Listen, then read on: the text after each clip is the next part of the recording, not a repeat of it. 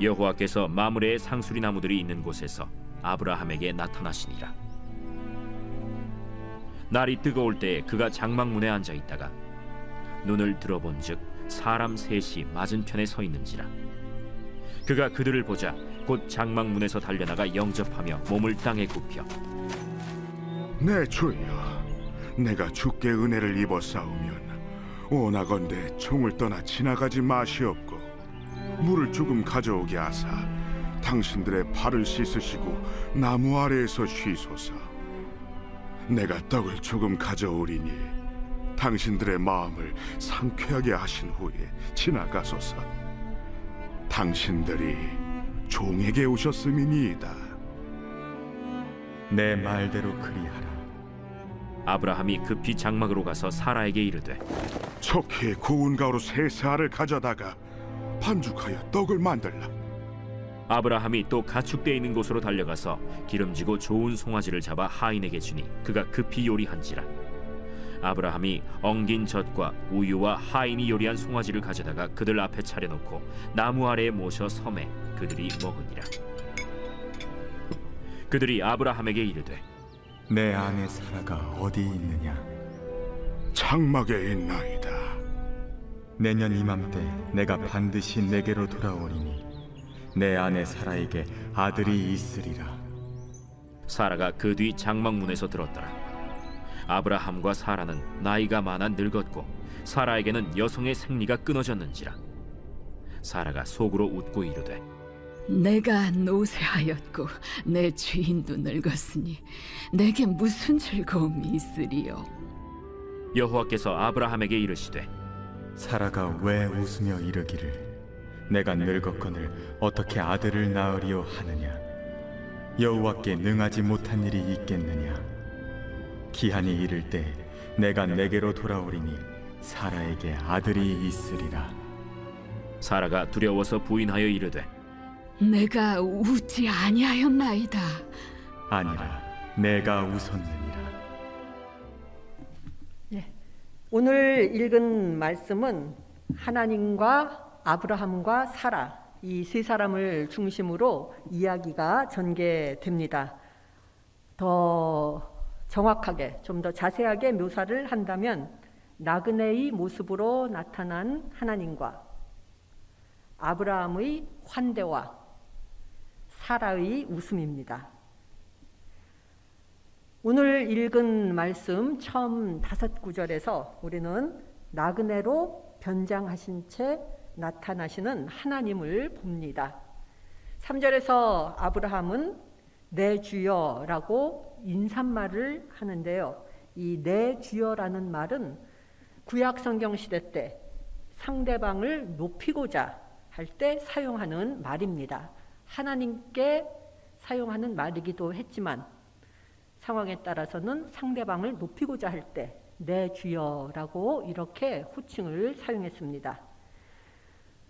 다시 말해서 아브라함은 눈앞에 있는 나그네가 주님임을 알아보지 못했던 것입니다. 아브라함이 알아보지 못할 정도로 평범한 모습으로 하나님께서 아브라함에게 나타나신 것입니다. 대학생들에게는 요새는 기말 시험 기간도 모두 끝나고 이제 방학에 접어들 무렵입니다. 기말 시험은 어떤 시험인가요? 학기가 시작될 때부터 이미 기말 시험은 언제 치를 것인지 날짜가 정해지고 또 어떤 내용에 대해서 시험을 치를지가 결정이 됩니다. 학생들은 한 학기 동안 공부하고 학습한 내용을 복습하면서 기말 시험을 치를 준비를 하고 기말 시험 날이 돼서 정해진 장소에서 기말 시험을 치르게 됩니다. 학교에서 이처럼 학업 성취도를 측정하기 위해 치르는 시험이 있는가 하면 인생을 살면서 우리가 치러야 할 시험들도 있습니다. 그런데 이러한 인생 시험이 기말 시험처럼 시간과 장소와 시험 범위가 정해진다면, 예를 들어서 몇 날 몇 시에 어디에서 특정한 상황이 발생할 것인데 이것이 너에게 주는 시험이고 그 시험을 어떻게 답했는지에 따라 성적표에 기록이 올라갈 것이고 너의 성적표의 성적에 따라서 내가 원하는 것을 가질 수 있을 것이다. 이렇게 하면 대부분의 사람들은 아마도 이 시험을 무난히 통과할 수 있을 것입니다. 하지만 실제의 인생 시험은 이와는 다릅니다. 하나님께서는 결코 그런 방식으로 우리 인간들을 시험 치르게 하지 않으신다는 뜻입니다. 주님의 시험 문제는 우리가 준비되지 않은 상태에서 방심한 순간에 우리 앞에 놓여집니다. 모처럼 공휴일이 되어서 직장에 나가지 않아도 되니 집에서 휴식을 취하고 있는데 전화벨이 울립니다. 도움을 요청하는 전화입니다. 그날 오후 내내 휴식을 취하며 좋은 시간 보내려고 했는데 이 전화 한 통 때문에 내 계획이 틀어져 버리게 된다면 어떻게 될까요? 어떠한 반응을 보이시겠습니까? 이것이 주님이 내어주시는 시험 문제입니다. 그런가 하면은 집 청소하느라고 밀린 빨래 하느라고 바쁘게 이리저리 움직이고 있는데 갑자기 가스레인지에서 연기가 나고 타는 냄새가 나고 거기에다가 더해서 전화벨이 울리고 문에서는 누군가가 우리 집 대문을 두드리고 있고 그 외에도 머릿속에는 오늘 끝내야 할 일로 머릿속이 가득 차 있는데 자녀가 다가와서 별로 중요하지도 않은 질문들을 쏟아붓는다면 어떻게 응대해야 할까요? 어떤 반응을 보이시겠습니까? 이것이 바로 하나님의 시험 문제입니다. 주님의 시험은 일상생활에서 발생하는 상황이라는 형태로 문제가 주어집니다. 로마서 12장 1절에 너희 몸을 하나님이 기뻐하시는 산 제물로 드리라 라는 말씀이 있습니다. 하나님께서 주시는 시험 문제는 그리고 그 문제의 내용은 다양하지만 발생하는 상황은 다양한 형태이겠지만 질문하고 있는 것은 대체로 다음과 같다는 내용입니다. 바쁜 일상 속에서 갑작스럽게 나에게 주어진 요구를 충족시키기 위해 지체 없이 제한 없이 내 자신을 내어줄 준비가 되어 있는가? 나는 바로 내 앞에 있는 사람의 도움 요청에 기꺼이 응답할 준비가 되어 있는가? 나는 정말로 그 상황에서 주님이 원하시는 그러한 언행을 하고자 하는가? 어려운 상황 앞에서 나는 정말로 주님께서 기뻐하시는 반응을 보이고자 하는가?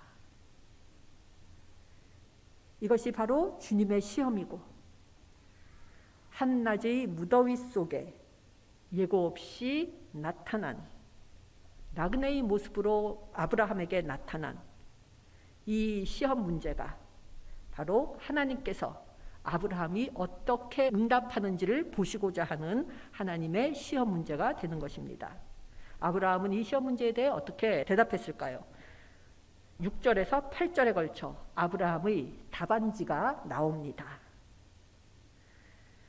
6절에서 8절에 보면 아브라함에게는 많은 남녀 하인이 있었음에도 불구하고 하인들에게 명령 한마디만 하면은 그리고 자기는 앉아서 쉬기만 하면 하인들이 다 움직일 수 있었는데도 불구하고 하인들에게 이를 떠넘기지 않고 자신이 직접 서둘러 움직였습니다. 사라에게는 지체하지 말고 좋은 음식을 속히 준비하라고 말합니다. 사라도 하인들이 있었지만 직접 손수 빵을 만들었습니다. 아브라함은 그런 다음 가축대로 달려가 좋은 송아지 한 마리를 골라 사라가 만든 음식과 함께 나그네들을 대접하였습니다. 송아지 요리는 그 당시 대접할 수 있는 최고의 요리입니다. 시험 답안지가 이와 같다면 얼마나 아름답게 작성된 답안지인지 모르겠습니다. 어떤 목사님의 책에서 이러한 내용의 글을 읽은 적이 있습니다. 이 목사님은 자신이 섬기는 교회가 아닌 다른 교회에서 집회를 인도했는데 이 목사님이 집회에서 말씀을 끝내고 집회가 끝나자 어떤 노인이 이 목사님에게 다가와서 이렇게 말을 했다고 합니다. 목사님, 정말 좋은 메시지였습니다. 마치 아브라함의 송아지처럼 좋았습니다. 이 목사님은 그 말이 그때까지 받은 칭찬 중 가장 최고의 칭찬이었다고 합니다. 창세기 18장에 나오는 아브라함의 송아지와 같다는 말씀입니다. 사람들 중에는 누구에게 깊은 인상을 주기 위해 아니면 신용이나 인정을 받기 위해 혹은 바리새인들처럼 자신의 경건을 과시하기 위해 선행을 하는 경우가 있습니다. 평판은 모든 사람이 볼 때 하는 일이고 인격은 아무도 안 볼 때 하는 일이라는 말이 있습니다. 아브라함을 찾아온 세 사람은 아브라함에게 있어서는 그저 가난한 나그네일 뿐이었습니다. 아마 다시는 아브라함에게 있어서 그 세 사람을 볼 수 없었을지도 모릅니다. 그러나 아브라함은 그럼에도 불구하고 마치 왕이 찾아온 것처럼 그들을 대접합니다. 그들이 누구인지 알았다 하더라도 그보다 더 잘 대접할 수는 없었을 것입니다. 아브라함의 송아지라는 표현까지 나올 정도로 극진히 대접하였습니다. 아브라함의 송아지를 다른 말로 한다면 아브라함의 환대가 될 것입니다. 로마서 2장 4절에는 하나님의 인자하심이 너를 인도하여 회개하게 하신다라는 말씀이 있습니다. 우리를 변화시키고 우리로 하여금 회개하게 하는 것은 하나님의 진노하심이 아니라 하나님의 사랑과 인자하심에 이끌려 우리가 변화된다는 말씀입니다. 이를 환대에 비추어 말하자면 환대라는 이 행동은 환대받는 사람과 환대하는 사람의 삶에 변화가 일어날 수 있는 여유와 공간을 만들어준다는 그러한 뜻이 되겠습니다. 우리는 주님처럼 주어진 환경을 마음대로 바꾸고 사람들을 변화시킬 수 있는 그러한 능력은 없습니다. 그러나 우리는 최소한 아브라함처럼 환대를 베풀 수 있는 능력이 있습니다. 그리고 그 환대를 통하여 내가 환대하는 사람과 나 자신의 삶을 변화시킬 수가 있는 것입니다. 어떤 이 두 사람과의 관계에 있어서 한 십수년의 시간이 흐른 후에 기억에 남는 것은 무엇일까요? 더 이상은 그 사람을 볼 일이 없습니다. 십수년 전에 그 사람을 몇 번 본 것이 전부입니다. 그러면 우리 마음에 남는 것은 무엇이 남을 것인가요? 그 사람이 나에게 한 말, 그 사람이 나에게 한 행동, 그 사람의 얼굴, 그런 것은 시간이 지남에 따라 점차 희미해집니다. 그 사람이 그 사람임을 내가 기억할 수 있는 것은 그 사람이 그 당시 나에게 어떠한 느낌을 주었는가 하는 그것으로 내가 기억할 수 있는 것입니다.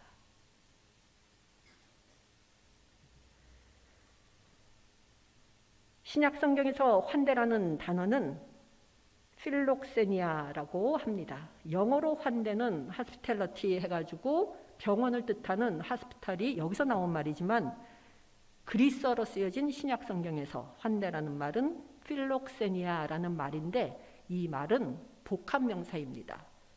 필록세니아에서 첫 번째 단어인 필로스 그리고 두 번째 단어인 제니아 이렇게 이루어져 있는데 필로스라는 말은 사랑이라는 말이고 제니아는 제노스, 이방인, 타인이라는 말입니다. 제노포비아가 타인에 대한, 타민족에 대한 혐오심을 이야기하죠. 거기에 나오는 제노도 같은 그리스어에서 나온 말입니다. 그래서 신약 성경에서 환대란 나와는 다른 낯선 사람에 대한 사랑이라는 뜻입니다. 그렇다면 나에게 있어서 누가 낯선 사람일까요? 내 평생을 통해 굶주려 본 일이 없으면 굶주린 사람은 나에게 있어서 낯선 사람입니다. 질병으로 죽을 고비를 넘긴 일이 없다면 병고로 인해 고통당하고 있는 사람은 나에게 있어서 낯선 사람입니다. 그 밖에도 내가 처해본 일이 없는 일을 겪으면서 힘들어서 고생하는 사람들은 모두 나에게 있어서 낯선 사람들입니다. 나와는 다른 사람, 그리고 어쩌면 내가 이해하기 힘든 사람, 이러한 사람들을 환대하라고 주님께서 오늘 말씀을 통해 말씀하고 계십니다. 이러한 테스트는 아마 어쩌면 자세히 살펴보면 매일매일의 우리의 삶에서 우리에게 주어지고 있을 것입니다. 회사에는 여러 가지 매뉴얼들이 있습니다. 업무를 조금 더 잘 수행하기 위한 매뉴얼들인데 그중 하나가 응대 매뉴얼이라는 것이 있습니다. 응대 매뉴얼은 뭔가요? 말 그대로 여러 상황에서, 각각의 상황에서 어떻게 고객에게 대응해야 하는가를 적어놓은 매뉴얼입니다. 이처럼 응대는 매뉴얼로 작성될 수 있고 그에 따라 대응하면 되는 것이지만 환대는 다릅니다. 응대는 매뉴얼에 의해 기계적으로 행동하면 되는 것이지만 환대는 마음에서 우러나와서 상대방이 이를 느낄 때 그것을 환대라고 하기 때문입니다. 그래서 진정한 환대는 환대받은 사람이 환대를 베푼 사람에 대한 호감도 가지게 되지만 그보다는 더 중요하게 환대받은 사람이 그 환대를 받음으로 자신에 대해 더 나은 느낌을 가지도록 하는 것입니다. 저희 대학교회가 이렇게 환대하고 환대받는 공동체가 되기를 바랍니다. 그리고 이 교회를 떠날 때 자기 자신에 대해서 더 나은 느낌, 좋은 느낌을 가지고 세상 밖에서 살아가는 그러한 공동체가 되기를 바랍니다. 아브라함의 이 환대는 그런데 오늘 이야기의 처음 절반에 해당합니다. 후반부의 이야기는 아브라함이 나그네들을 환대했을 때 받은 놀라운 약속에 대한 이야기입니다. 나이가 너무 들어서 이제는 아이를 낳는 것이 불가능해진 아내 사라가 곧 아들을 낳게 될 것이라는 소식이었습니다. 현실적으로 너무나도 불가능한 일이라 사라는 웃고 말았습니다. 사라의 웃음입니다. 그러나 사라의 어처구니 없어서 웃은 이 웃음은 이삭의 출생과 함께 결국 기쁨의 웃음으로 변화되게 됩니다. 한숨으로 가득한 사라의 생이 웃음으로 변화된 것입니다. 사라뿐만 아니라 아브라함에게 있어서도 하나님의 이 약속과 이삭의 출생이라는 약속의 실현은 아브라함의 일생을 통해 가장 놀라운 사건이자 가장 큰 변화를 가져다 준 일이었습니다. 우리가 믿는 하나님은 때로는 우리에게 믿기 힘든 약속을 해주시는 하나님이십니다. 우리로 하여금 사라의 첫 번째 웃음, 그 웃음을 때로는 웃게 하시는 하나님이십니다. 너무나도 실현 불가능한 듯이 보이기 때문에. 그런데 성경 66권을 통해서 제가 좋아하는 표현들이 있는데 그중 하나가 그러나 하나님이라는 표현입니다. 불가능한 일 앞에서 할 수 있는 일이 아무것도 없어서 인간의 능력이 얼마나 보잘것없고 유한한지를 절감할 때, 그때 그러나 하나님으로 인해 모든 상황이 승리로 바뀌는 역사를 기록해 놓은 책이 성경책이기 때문입니다. 오늘 말씀인 아브라함의 이야기는 저희 모두의 이야기이기도 합니다. 지금 삶이 단조로워 즐거움이 없으십니까? 삶이 쳇바퀴 같이 돌아가고 있습니까? 아니면 자신이 너무나도 평범하여 변변하지 못한 사람, 보잘것없고 내세울 것이 아무것도 없는 사람이라고 생각하십니까? 아니면 어떤 불가능한 듯이 보이는 일 앞에서 그 일로 인해 한숨을 쉬고 계십니까? 그런 때일수록 그럼에도 불구하고 아브라함의 환대를 실천해 보시기 바랍니다. 그리고 우리로 하여금 사라의 웃음을 웃게 하시는 주님, 그 후에 그러나 하나님이라고 빛나는 글씨로 우리의 삶을 밝히시는 그 주님을 체험해 보시기 바랍니다. 우리 대학교에 속한 모든 분들이 그러한 체험을 하는 그러한 복된 교회가 되기를 주님의 이름으로 간절히 축원합니다. 기도드리시겠습니다. 저희를 사랑해 주시고 저희에게 한없는 은혜를 베풀어 주시는 좋으신 주님, 저희들의 절망을 희망으로, 슬픔을 기쁨으로 바꾸시는 주님의 은혜에 감사드립니다. 이 시간 간절히 주님께 간구드립니다. 저희들의 마음을 사랑의 온기로 채워주시고 주님의 사랑의 빛으로 저희를 감싸주시옵소서. 그리하여 저희들 모두가 주님께 대한 굳건한 믿음 가운데 사랑을 실천함으로 주님을 드러내고 우리의 삶이 변화되고 이 세상에 주님의 빛을 비추는 주님의 자녀들이 되게 하여 주시옵소서. 이 모든 말씀 예수님 이름으로 간절히 기도드리옵나이다. 아멘.